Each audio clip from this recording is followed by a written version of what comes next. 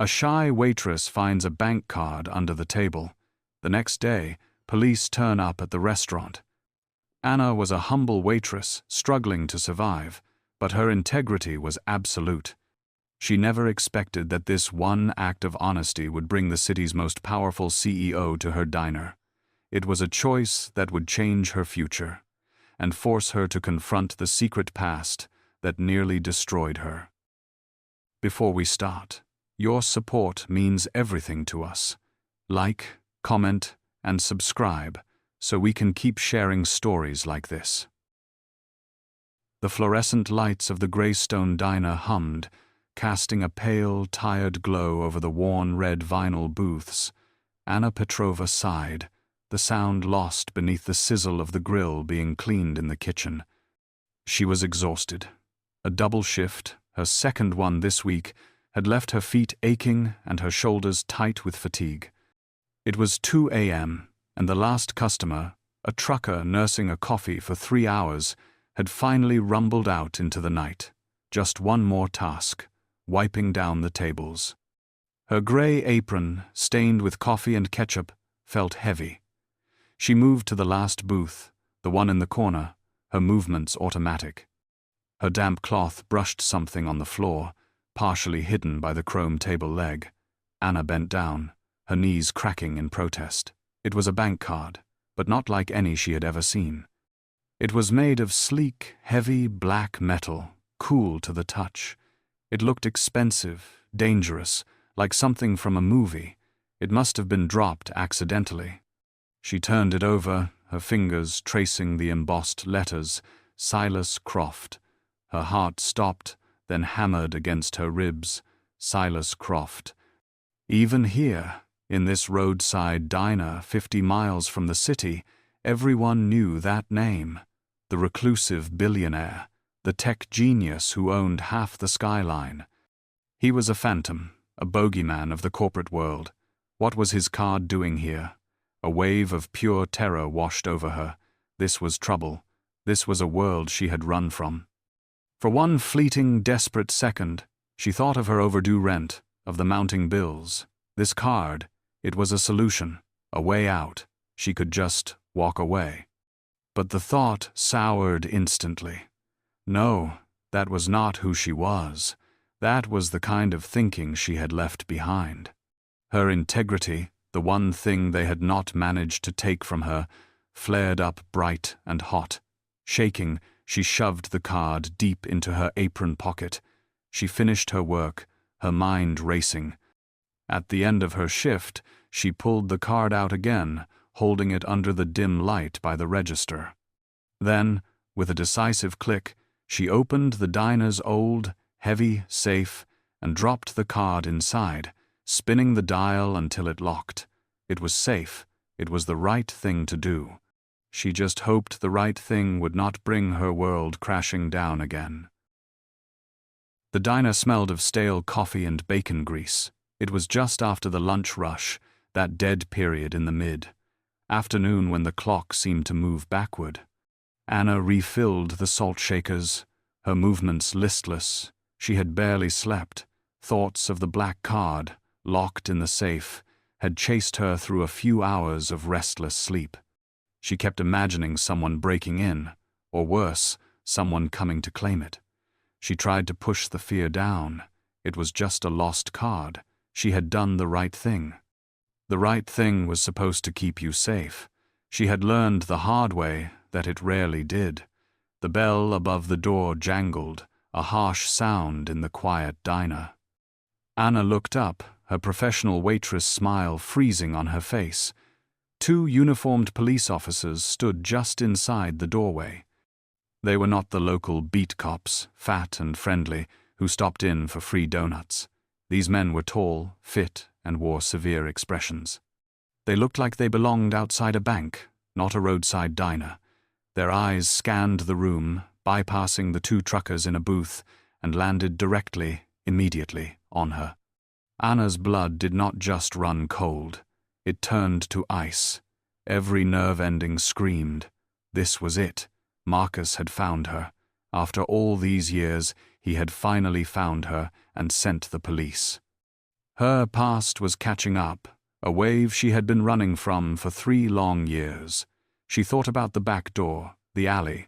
Could she make it? No. They were already walking toward her, their boots heavy on the linoleum. Her hands trembled so violently she had to hide them in the folds of her gray apron. She could not breathe. Her vision tunneled. They were going to arrest her, right here, in front of everyone. The humiliation was a hot, acidic taste in her mouth. The lead officer stopped directly in front of her. He was built like a wall, his gaze impersonal and hard.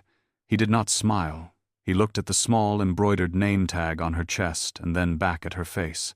His voice was deep and official. "Are you Anna Petrova?" The question hung in the air, an accusation. She could not find her voice. It was trapped in her throat, strangled by panic. She was the scared, hunted girl all over again. All she could do was nod, a tiny, jerky movement. She watched his hand move toward his belt and squeezed her eyes shut, waiting for the cuffs. She was done running. Anna held her breath, waiting for the cold metal on her wrists. Instead, the 2 officers took 1 step back, moving in unison as if choreographed. They parted, creating a path from the door. A man entered, and the entire atmosphere of the diner changed. The air grew thinner, colder. He was tall, his presence so large it seemed to suck the oxygen from the room. He wore a charcoal suit, so perfectly tailored it looked more like armor than clothing. It probably cost more than Anna made in a year or 2. This was not a person who belonged in the Greystone diner. This was a king visiting a hovel. It was Silas Croft. Anna knew it instantly, not from a photograph, but from the sheer suffocating aura of power. His dark hair was perfect. His features were sharp, angular, and impossibly handsome, but devoid of any warmth. His eyes, cold and gray as a winter storm, swept across the diner. Anna watched as his gaze passed over the chipped Formica counters, the cracked vinyl booths, and the 2 truckers who were now staring, frozen, mid-bite. A flicker of something passed over his face. Disdain. It was pure, unadulterated disgust for his surroundings. He was a predator in a petting zoo. Then, those cold, analytical eyes landed on her. He did not just look at her. He scanned her, as if downloading data. He saw the cheap polyester uniform, the coffee stain on her apron, the fear in her eyes. Anna felt a powerful urge to look away, to shrink, to disappear. But she had spent 3 years being invisible, and she was tired. She met his gaze. Her heart was a trapped bird in her chest, but she held his stare. She would not let this man, this billionaire, make her feel worthless. She had done nothing wrong. The silence stretched, thick and heavy. The only sound was the buzz of the fluorescent lights. The truckers did not dare move. Finally, Silas Croft took 1 step toward her. His voice was not loud, but it cut through the silence like a blade. It was deep, resonant, and held 0 emotion. "You have something of mine." The words were not a question. They were a statement, a fact, an accusation. Anna's shaky nod was her only confession. Her legs felt like cement, but she managed to move. Her mind was a blank, white noise of terror. She turned, walking stiffly toward the back office where the safe was. She could feel Silas Croft's eyes on her, a physical weight on her back. The 2 officers watched her as well, their gazes missing nothing. They were judging her, all of them. They expected her to be a thief. She fumbled with the safe's dial, her fingers suddenly clumsy. Her shaking hands made the simple combination, a sequence she had performed 1,000 times, feel like an impossible puzzle. 1, 4, 2, 8. She cursed inwardly, her hands slick with sweat, and started again. 1, 4, 2, 8. The heavy click of the tumblers falling into place sounded like a gunshot in the silent diner. She pulled the heavy steel door open, her hand darting inside to grab the cold, black titanium card. It felt heavier now, like a burden. She walked back out, her steps slow, each one a march toward her execution. She stood before him, the towering, imposing billionaire. The two truckers were still silent, their meals forgotten. Anna held out the card. Her hand was trembling, but she refused to drop her gaze. She would not look guilty. She had done the right thing. He did not immediately take the card. Instead, he studied her. His gray eyes were not just cold, they were piercingly intelligent. He was not looking at the card. He was looking at her. He was analyzing her, dissecting her, seeing the fear, the exhaustion, and the flicker of defiance beneath it all. He saw the worn-out shoes peeking from under her apron, the frayed cuff of her sleeve, the cheap uniform. He saw her poverty. He saw her honesty. Finally, after a silence that stretched for an eternity, he spoke. His head of security, Mr. Graves, was certain you would try to use it. His voice was low, a calm statement of fact. Anna's breath hitched. His security team, Mr. Graves. They had been watching her. He continued. I have lost this card 12 times in the past 5 years. My security team runs a test of character, a test of integrity in a world that, in my experience, has none. His eyes bored into hers. You, Anna Petrova, are the first person to ever return it. The words hit her. A test. It had all been a test. The relief that washed over her was so profound it almost made her knees buckle. But relief was quickly followed by a dull, cold anger. A test. Like she was a rat in a maze for his amusement.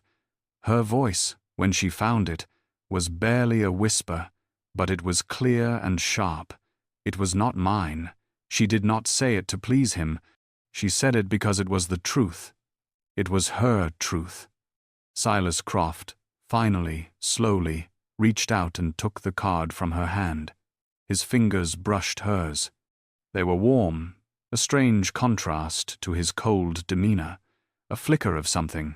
Surprise, respect, curiosity passed through his icy gaze. He looked at the card, then back at her. The test was over. Silas slipped the black card into his suit jacket's inner pocket.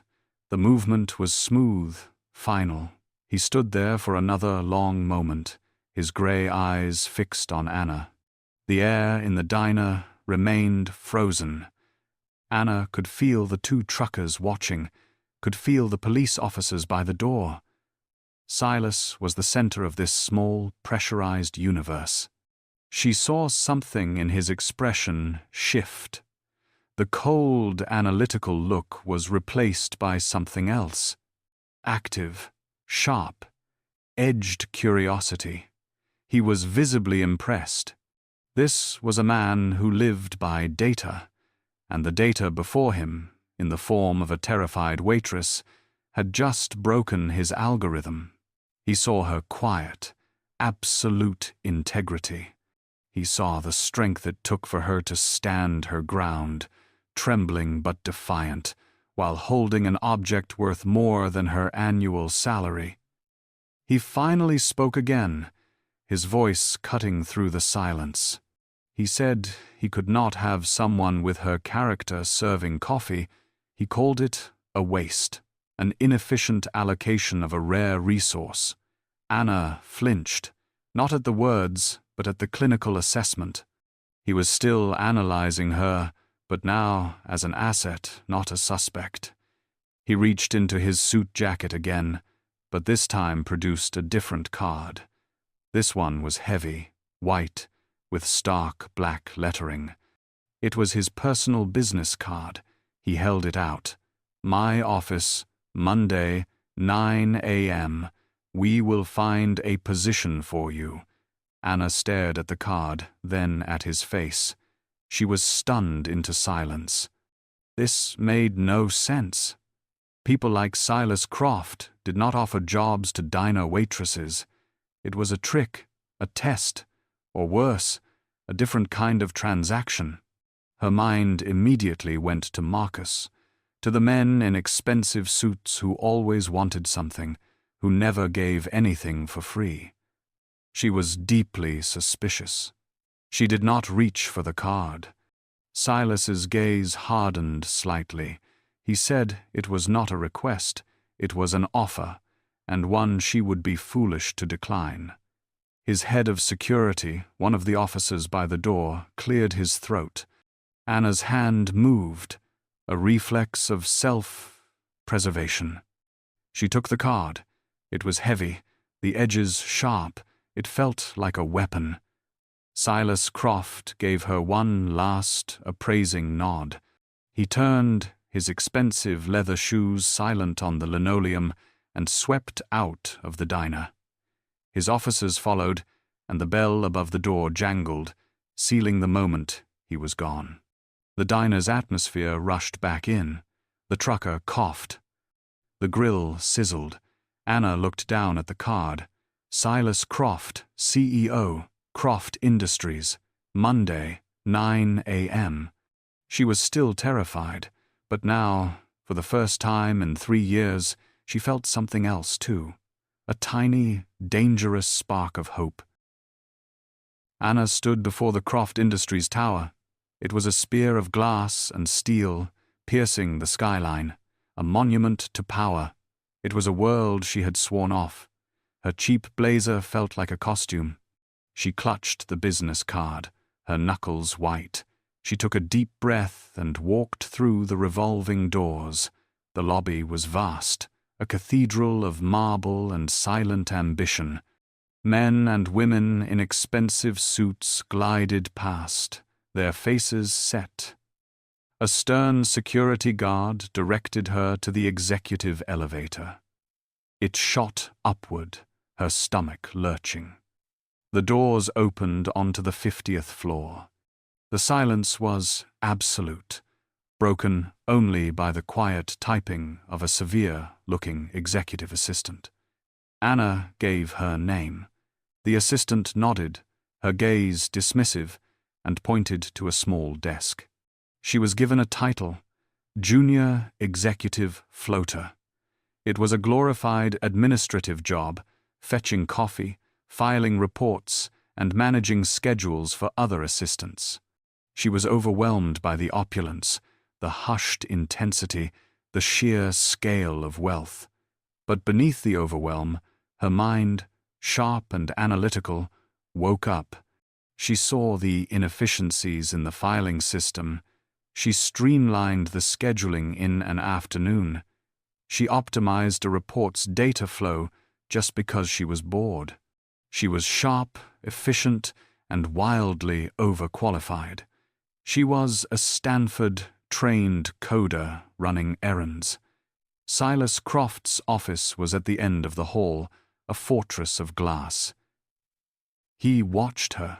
Anna would feel his gaze, a prickle on her neck. He was intrigued.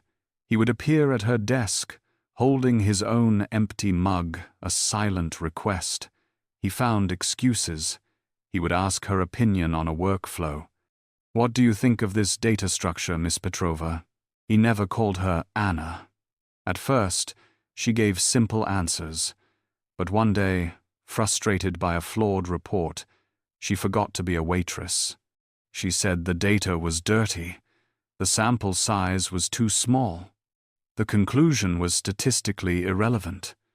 She looked up, horrified, expecting to be fired. Silas only watched her, a slow, dangerous smile touching his lips. He said, "Fix it." A tentative, awkward dynamic began. It was not a romance. It was an intellectual curiosity, a gravitational pull. It was built on his relentless curiosity and her quiet, undeniable brilliance. He was a man who collected rare things, and he had just found the rarest of all, an honest, brilliant woman hiding in plain sight. The gala was a different universe. Anna felt like she was breathing different air, thinner and scented with expensive perfume and old money. Crystal chandeliers, each the size of a small car, dripped light over an ocean of black tie suits and glittering designer gowns. Waiters, just like she used to be, moved silently with trays of bubbling champagne. She clutched her own glass, her knuckles white, but had not taken a single sip. The dress she wore was simple, a deep navy silk she had borrowed from a coworker, but in this room it felt like a cheap costume. She was an imposter, a fraud, a waitress playing pretend in the billionaire's palace. Silas stood beside her, a solid, immovable presence. He was not playing. This was his world. He moved through it with the effortless, predatory grace of a shark. He was a king, and the city's elite orbited him, seeking a moment of his time, a flicker of his attention. He kept Anna close to his side, his hand resting possessively on the small of her back. It was a gesture that said, "She is with me. She belongs to me." It should have made her feel safe. It only made her feel more like a trapped, exotic bird. She was standing beside him, listening as he dismissed a rival CEO with a few cold, clipped words when she saw him. Across the room, near the towering ice sculpture, a man laughed. He was handsome, charming, his smile easy and practiced. He turned, his gaze sweeping the room, and then he saw her. His smile froze. Anna watched, her blood turning to ice as his expression shifted. The charm evaporated, and something cold and predatory took its place. He knew her. And he knew, in that single devastating second, exactly who she was with. Anna's face drained of all color. Her heart did not just hammer, it stopped. The champagne flute slipped from her numb fingers and shattered on the marble floor. She did not hear it. She could not breathe. She wanted to run, to hide, to disappear back into the anonymity of the diner. But she was frozen. He was here. Marcus Thorne, the ghost from her past. He pushed off the wall, his gaze locked on hers, and began to walk toward them, his predatory smile now firmly in place. He was coming. Marcus glided through the crowd, his path effortless. He was a shark of a different kind than Silas. Where Silas was a predator of cold, silent power, this man was all warmth and disarming charm. He moved like a politician, smiling and nodding at guests, his hand extended long before he reached them. He stopped right in front of Silas, his smile perfectly white and utterly false. Anna felt the heat of his presence, the scent of his expensive cologne. It was the same cologne he wore 3 years ago. "Silas, good to see you." His voice was smooth, confident, like honey mixed with poison. He clapped Silas on the shoulder, a gesture of familiarity that made Anna sick. He completely ignored the shattered glass at her feet, and for a long moment he ignored her, his attention focused solely on the billionaire. Silas, however, was not looking at Marcus. His gaze had flickered from the broken glass to Anna's ashen, terrified face. He had registered her panic. His hand on her back, which had been a possessive weight, now felt like a question, a point of data collection. Marcus finally turned, his eyes feigning surprise, as if he had only just noticed her. "And Anna, I did not realize you knew." "Anna." He said her name like he owned it, like it was a private joke between them, a thing he could hold and crush. Anna remained frozen, a statue of terror. She could not speak. She could not move. She was back in her tiny, dark apartment, the eviction notice on the door, her laptop gone, her entire life erased. Silas's head tilted, a barely perceptible motion. His cold, gray eyes moved from Anna's face to Marcus. "You know Miss Petrova?" Marcus laughed, a bright, social sound that was utterly hollow. "Know her, we are practically family." He turned his devastating smile on Anna, but his eyes were cold, dead, and full of warning. He introduced himself as Marcus Thorne, a tech entrepreneur. He held his hand out to Silas, who took it, his grip firm. But Silas's eyes never left Marcus's face. Marcus then looked back at Anna, a cruel, playful glint in his eyes. "We are family. Well, family. It has been a long time, Annie." The diminutive name, the one he used when he wanted something, was a slap, a calculated act of dominance. Anna flinched. Silas, beside her, went very still. His expression did not change, but Anna saw his jaw clench, a single muscle jumping beneath the skin. His analytical eyes were narrowing, processing this new, unexpected variable. He was connecting the dots: the diner, the fear, the overqualified waitress, and now this ghost from her past, the man who had just called her Annie. A portly politician, recognizing Silas, had barreled over, his voice booming. He clapped Silas on the shoulder, pulling him into an insistent conversation about some new city contract. Silas, his attention momentarily diverted, gave Anna a quick, unreadable look before turning to the man. It was all Marcus needed. The instant Silas was engaged, the charming, practiced mask evaporated. His smile vanished, and his eyes, which had been so warm, turned cold and flat, like stones. He stepped closer, invading her personal space, backing her almost imperceptibly against a marble pillar. Anna's breath hitched. She was trapped. His voice was a low hiss, meant only for her ears. "Little Annie Petrova, all grown up, you have landed on your feet, have not you, playing Cinderella for a billionaire." His gaze raked over her borrowed dress, a slimy, possessive look that made her skin crawl. He leaned in, and she was hit with the cloying scent of his cologne. She tried to step away, but her back was against the cold, unyielding pillar. She was pinned. His voice dropped further, thick with malice. "I wonder if he knows. He knows why you were serving grease in a diner 50 miles from nowhere. I wonder if the great Silas Croft knows his new pet project is a discredited thief." Anna flinched as if struck. The lie, the one he had crafted, the one that had destroyed her life, still had the power to wound. "I am not a thief." Her whisper was weak, pathetic even to her own ears. He laughed, a silent, ugly huff of air. "Does not matter what you are, Annie. It matters what he thinks you are, and I can make him think anything I want." He leaned in closer, his expensive cufflink brushing her bare arm. "Or maybe we can make this work for both of us. He is powerful.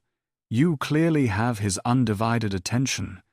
Maybe you can convince your new friend to invest in my latest project. A little finder's fee for you, of course, for old time's sake." He was offering her a deal. He was trying to pimp her out. The old, familiar bile rose in her throat. She was visibly shaking now, her entire body vibrating with a toxic mix of fear and rage. She was trapped, just as she had been 3 years ago. Marcus saw her terror, and his smile returned, slow and predatory. "You think about it, Annie." He reached out and stroked her arm, a grotesquely familiar gesture. "You always were smart. You will do the right thing." He pulled back just as Silas ended his conversation, his charming mask snapping perfectly back into place. Anna felt cold, violated, and utterly, hopelessly alone. The ride back to the penthouse was silent. It was not a comfortable silence. It was a cold, heavy void. Anna sat rigid in the plush leather seat of the Mercedes, her borrowed dress feeling like a shroud. She stared unseeingly at the blur of city lights, her mind stuck in that ballroom, her skin still crawling from Marcus's touch. Silas did not speak. He sat beside her, a figure carved from granite, his gaze fixed straight ahead. He had not said a word since he had coolly extracted them from the gala, his hand a firm, unyielding pressure on her back. Anna could feel his analytical gaze on her, even when he was not looking. She was a problem he had not anticipated. A flawed piece of data. The elevator ride up to his penthouse was just as quiet, the soft chime of the 50th floor arriving like a death knell. The doors opened onto his vast, dark living room, the entire city glittering below them like a carpet of fallen stars. The view, which had once intimidated her, now felt like an unblinking eye. Silas did not turn on the lights. He walked to the center of the room, the moonlight tracing his sharp silhouette. He finally turned. His face was in shadow, unreadable. He did not ask if she was okay. He did not offer her a drink or a word of comfort. He stood, a statue of power, and he asked the one question that mattered to him. You are terrified of him. Why? It was not an accusation. It was not born of anger. It was a simple, cold, clinical demand for data. And that, more than anything else, broke her. The dam of 3 years of self-doubt, control, of survival, of being invisible, finally shattered. A choked sob tore from her throat. Tears, hot and shameful, streamed down her face. She was ashamed to be crying in front of this powerful, controlled man, ashamed that Marcus still had this power over her. He is the reason, she whispered, the words ragged. He is the reason I was at the diner. He is my ex-stepbrother. And he did not just hurt me. He destroyed my life. He destroyed me. The confession hung in the vast, empty room, raw and bleeding. Silas did not move. He just watched, his face a mask of shadows, as she finally, completely, fell apart. Anna wiped her tears with the back of her hand, a gesture that felt small and childish in this vast, expensive room. She took a ragged breath, then another. Silas had not moved. He was a shadow, a silent judge, his stillness a terrifying void that demanded the truth. She had to fill it. Her voice was hoarse, broken, but it gained a desperate strength as she spoke. I am not just a waitress. The words hung in the air, a pathetic defense. I am a coder. I was a coder. I got a full scholarship to Stanford University. I did not just get in. I was top of my program. I loved it, Mr. Croft. I loved the logic, the patterns, the way you could build a whole new world from nothing but numbers and pure ideas. She was rambling, forgetting who she was talking to, lost in the memory of who she used to be. In my final year, I built something new. She looked up, trying to see his face in the dark, needing this man of logic and data to understand this one critical part. It was a revolutionary encryption algorithm, not just a new key. It was a new kind of lock. It was faster, smaller, and 100 times more secure than anything on the market. It could have changed everything. It was my life's work. I was 21 years old. I was so proud, and I was so stupid. She began to pace, her borrowed shoes silent on his cold marble floor. I was naive. I trusted Marcus. He was my family. Or he was. After my mother married his father when I was a teenager, he was older, charming, already making a name for himself in the tech world. I looked up to him. He was everything I was not. Confident, smooth, persuasive. He called my work brilliant. He told me he wanted to help me. He said he would find investors, that he would protect me, that the corporate world would eat a girl like me alive. He asked to see the source code, just to review it for a presentation. He said he needed to package it for the venture capitalists. I gave it to him.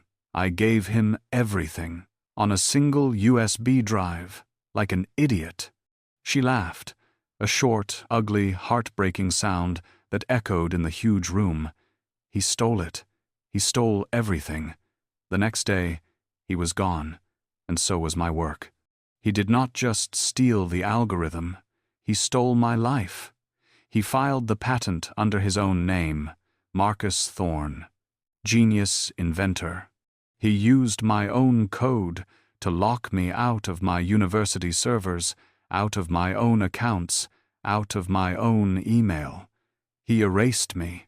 He told everyone I was the one who was unstable, that I was a student assistant who had tried to steal his work. He had the money, he had the charm, he had the lawyers. I had nothing. I was just a waitress. Silas stood in the shadows, a silent monolith. He had not moved, but Anna could feel the change in his stillness. It was no longer passive. It was active, focused, and growing harder, like cooling metal. His expression, barely visible in the moonlight, was hardening into a mask of cold, controlled fury. He was not angry for her. He was angry at the flaw in the system, at the audacity of the betrayal. He was processing the data she had just given him, and it was aligning with a world he understood all too well: corporate theft, intellectual property, the brutal zero-sum game he played every single day. Anna took another shaky breath, the tears slowing, replaced by the old cold burn of injustice. He filed the patent under his own name, she said, her voice flat, deadened by the memory. Within 24 hours, I was locked out of my own university servers. He used my own code against me. But that was not the worst part. He did not just steal it. He poisoned me. He accused me of trying to steal it from him. He presented me as an unstable, grasping student assistant who had tried to take credit for her mentor's work. He had a legion of lawyers. He had charm. He had my code. What did I have? Nothing. He destroyed my reputation. My professors, the ones who had championed me, suddenly stopped answering my calls. The job offers I had, one at Google, one at a high-level research lab. They evaporated overnight. I was blacklisted. My name, Anna Petrova, was suddenly toxic. I was a pariah. I was the girl who stole. I tried to fight. I got a lawyer, a cheap one, who told me I had no case. It was my word against his patent against my thesis, which Marcus claimed I had written after I stole his data. He had an answer for everything. He buried me in paperwork, in legal threats. He threatened to countersue me for defamation, for corporate espionage. I was 21. I was broke. I was terrified. I had to disappear. I had to become someone else, someone no one would ever look for, someone so far beneath the notice of a man like Marcus Thorne that I would be safe. I became a waitress. I became invisible. She finished, her voice a hollow echo in the vast, empty room. She had confessed her greatest shame, her total and complete failure. She waited for the pity, the dismissal, the cold judgment. Silas finally moved. He stepped out of the shadows and into the sliver of moonlight.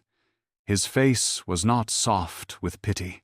It was sharp, clear, and his gray eyes were blazing with a new, terrifying light.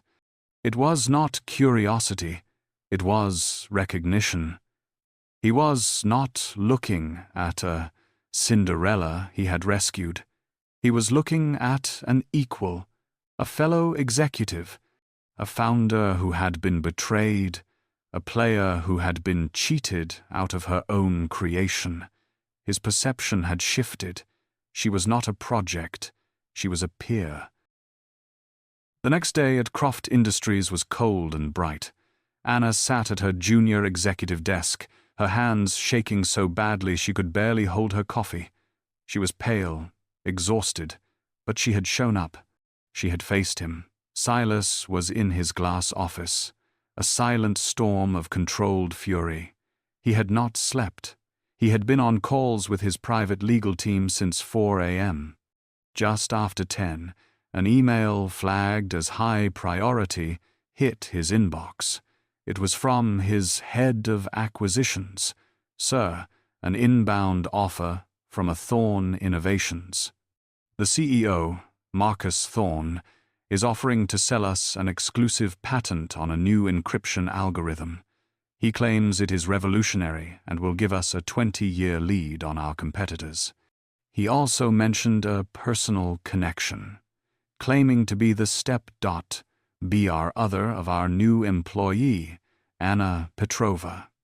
He seemed to think this would expedite the discussion. Silas's blood ran colder.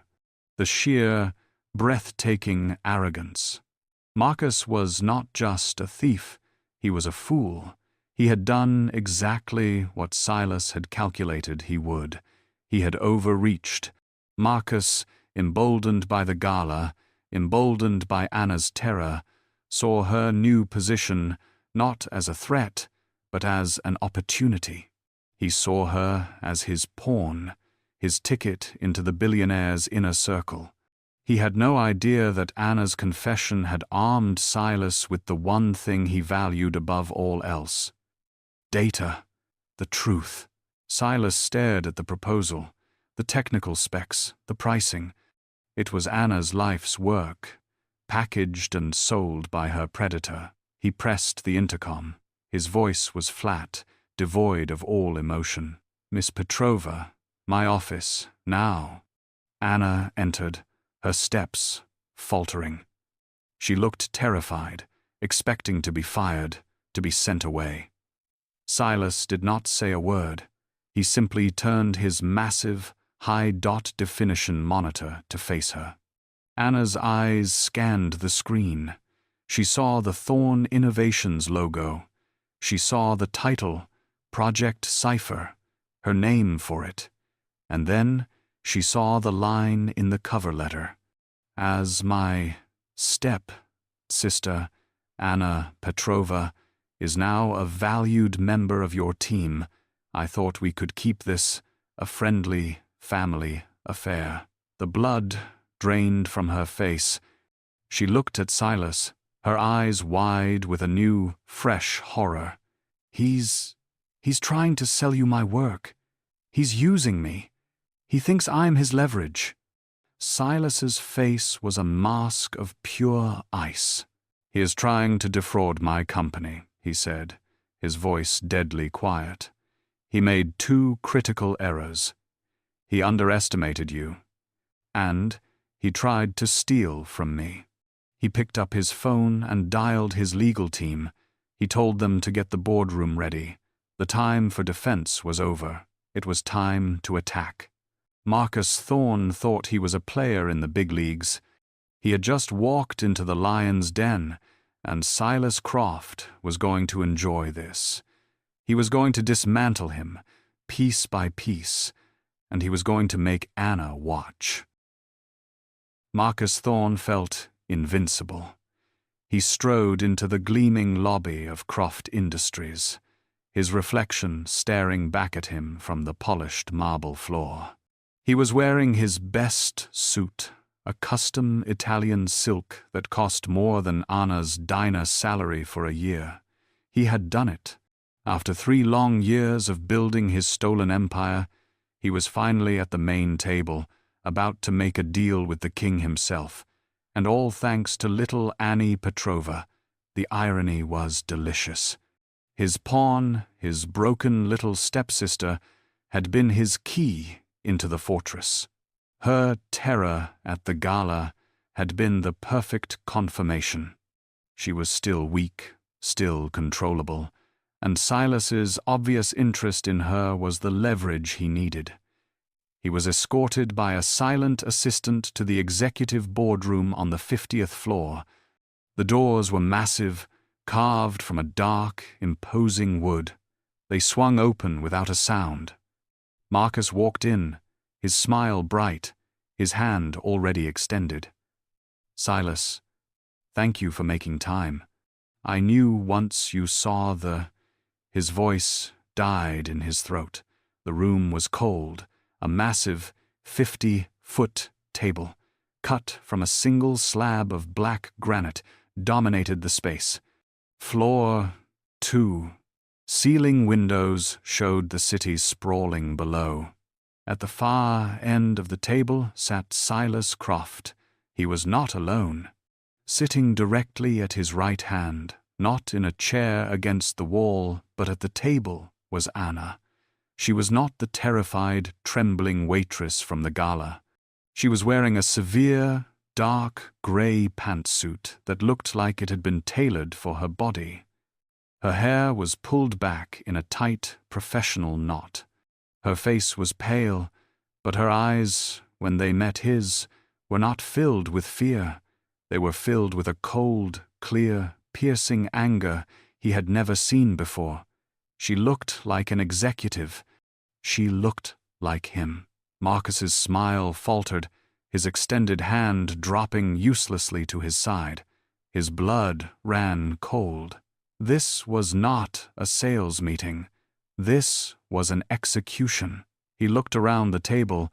2 other men in dark suits sat silently, their faces impassive.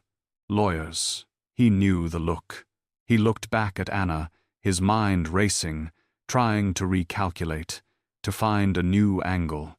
He stammered, his voice, usually so smooth, catching, "Anna, what is this?" He tried to laugh it off, to regain control. "Silas, I was not aware Anna would be joining us. This is a highly technical discussion, I am not sure." Silas Croft finally spoke. His voice was quiet, but it filled the cavernous room, cutting off Marcus's pathetic scramble. "Please, sit, Mr. Thorne. Anna is not joining us. She is leading this meeting." The trap had sprung. The doors clicked shut behind him. Marcus felt his collar tighten, his palms suddenly slick with sweat. He was no longer the player, he was the prey.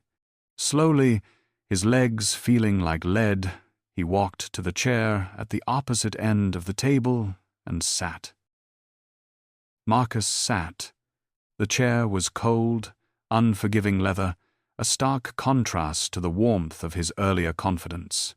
The silence in the room was a weapon, heavy and suffocating, and Silas Croft was wielding it with surgical precision.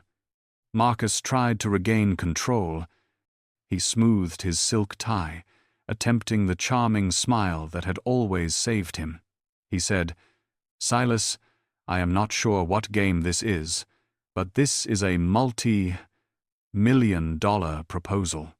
If this is about Anna, some old family misunderstanding, I am sure we can clear." Silas held up a hand. The gesture was small, but it held the absolute authority of a king. It silenced Marcus instantly. Silas said, "We have reviewed your proposal, Mr. Thorne. An impressive presentation." A ghost of a smile, cold and sharp, touched his lips. "In fact, it is so impressive, we found an almost identical version of it." He nodded to one of his lawyers. The man, silent as a spectre, opened a sleek leather portfolio and slid a thick, bound document down the vast granite table. It stopped, perfectly, right in front of Marcus. Marcus stared at it. The cover read, "Stanford University, a thesis on adaptive encryption algorithms by Anna Petrova." His vision tunneled. He felt the blood drain from his face, a cold, sickening rush.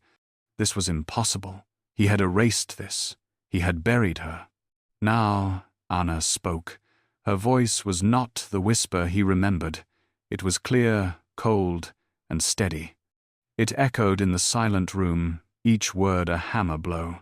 She said, "It is identical, Marcus, because you stole it. You stole my work. You stole my life.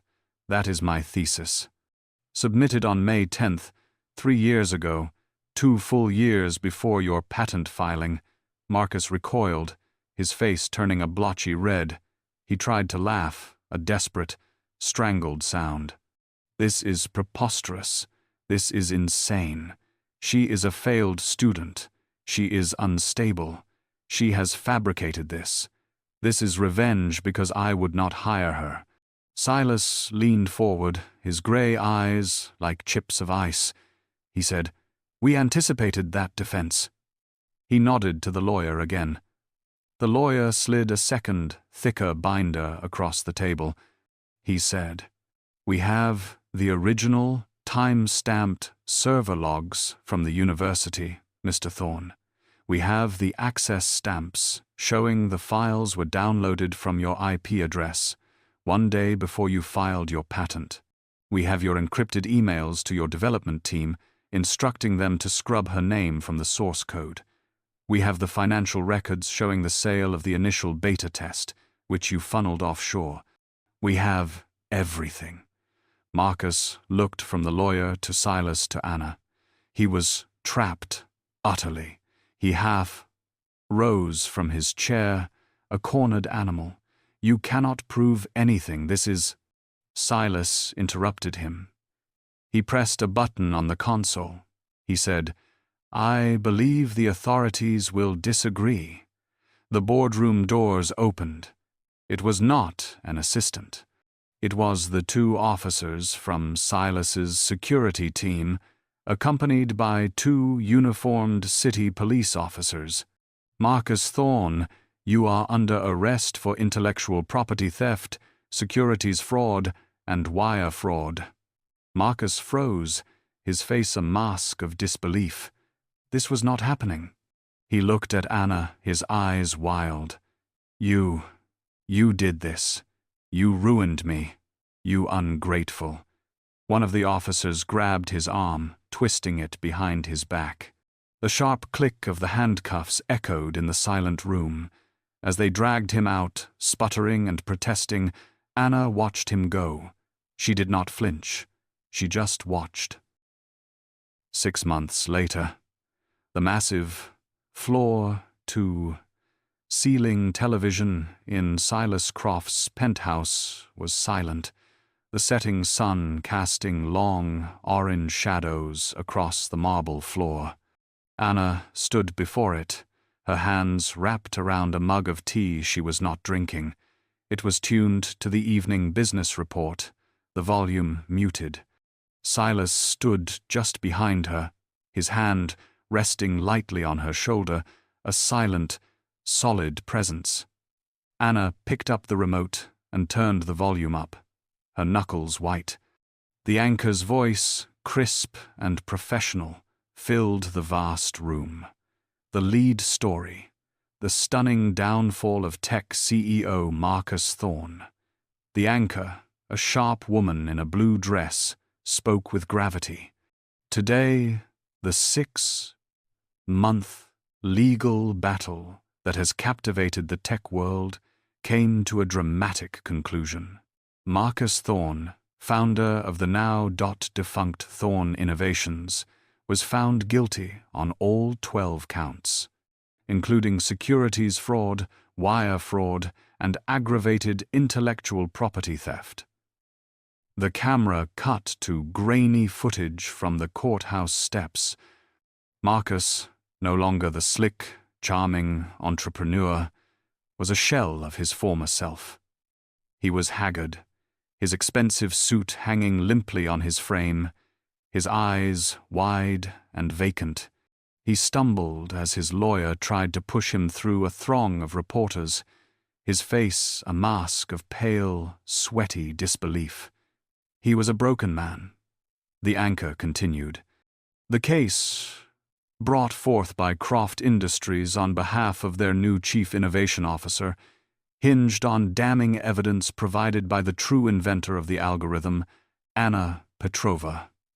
Anna's name, said on television, not as a thief, but as the inventor. Her breath hitched. The report detailed how Mr. Thorne's company, Thorne Innovations, was immediately dissolved by the court, its assets frozen to pay a massive 8-figure restitution package. Bankruptcy was inevitable. He had lost everything, his reputation, his company, his freedom. The report then showed a picture of Anna, a professional, confident headshot Silas had insisted she take just last month. It named her Anna Petrova as the Stanford.edu-cated genius behind the code. Her original university thesis, submitted 2 full years before Mr. Thorne's fraudulent patent, was the key piece of evidence that dismantled his entire defense. The anchor concluded. After just 3 hours of deliberation, the jury returned their guilty verdict. The judge, citing the predatory nature of the crime and the calculated, malicious destruction of Ms. Petrova's career, sentenced Marcus Thorne to the maximum. 15 years in federal prison. 15 years. Anna let out a breath she felt like she had been holding for 3 long years. It was over. Not just the trial, the running, the hiding, the shame. It was all done. Marcus was gone. His name, once a source of abject terror, was now just a symbol of his own failure. She felt Silas's hand squeeze her shoulder gently. She did not feel joy. She did not feel triumph. She felt a profound, quiet, and deeply exhausted sense of relief. It was the feeling of a heavy, crippling weight being lifted, piece by piece, until she was finally light enough to stand straight. The report named her the true inventor, and for the first time, she believed it herself. Anna stood in her new office. It was not just an office. It was a kingdom.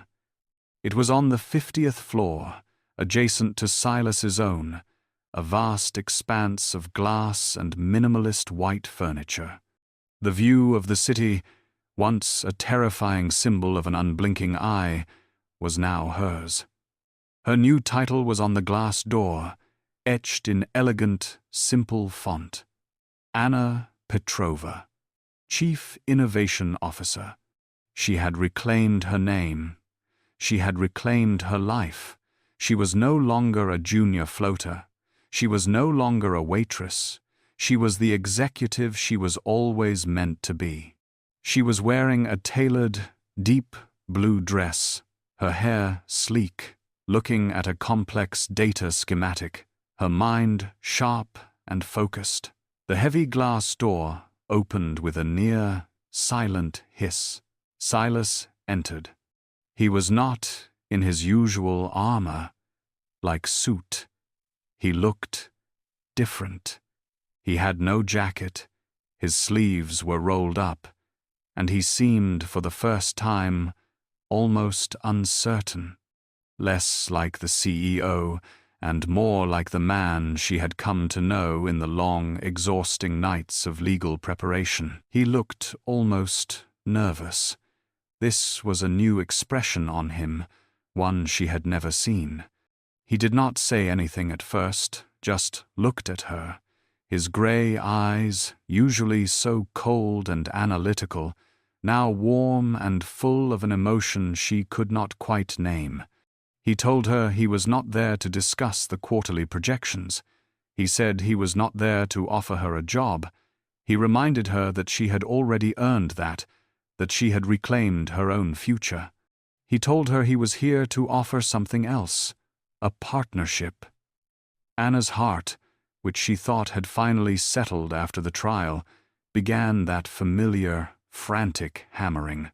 Before she could process his words, he moved, doing the one thing she could never have calculated.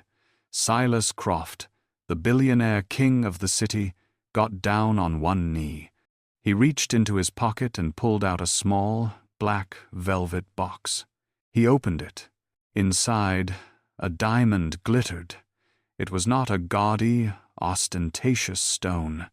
It was an emerald, cut diamond, flawless, elegant, and cut with the precise, logical lines she loved. It was a ring that looked like her, a ring that respected her mind as much as her heart. He looked up at her, his gaze intense, his usual iron control completely gone, replaced by a raw, beautiful vulnerability. He said he had spent his life building walls and testing the world. He had been testing it for integrity, for one single, honest data point in a sea of corruption. He said he had set his traps, his tests, expecting to be proven right, that the world was empty. And then, he said, he found her. He told her she was the one he had been looking for all along. He called her Anna Petrova, and then he asked her, his voice rough with emotion, if she would marry him. The tears came instantly, but they were not the hot, shameful tears of fear she had shed in this same penthouse 6 months ago. They were not the tears of a victim. They were tears of relief, tears of joy, tears of a woman who had finally, completely, come home. She was crying and laughing at the same time. She knelt, pulling him up by the lapels, and her answer was not a word, but a kiss. It was a kiss that sealed their partnership, their future. And then she whispered the word, yes. If Anna's story of honesty and courage resonated with you, please show your support with a like and a comment. What was your favorite part of her journey? Every subscription and bell notification helps our channel grow, allowing us to bring you more tales of justice and second chances. We all feel invisible sometimes, just like Anna in that diner. Share this video with someone who needs to remember that their true character is their greatest asset, and that one small act of integrity can change everything. Thank you for watching.